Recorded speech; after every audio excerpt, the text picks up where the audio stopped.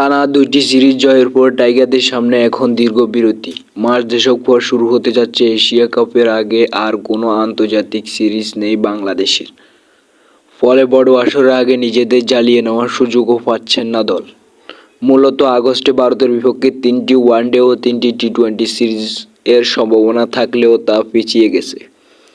এ সময়ে কোনো সিরিজ না থাকায় খেলার মধ্যে থাকছেন না টাইগাররা।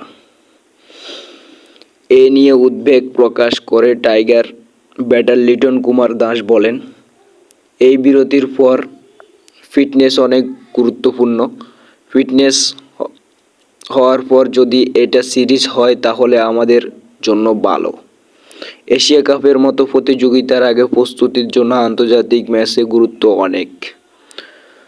তবে এখন সেটি বদলে প্রস্তুতি, মূল ভরসা হবে অনুশীলন।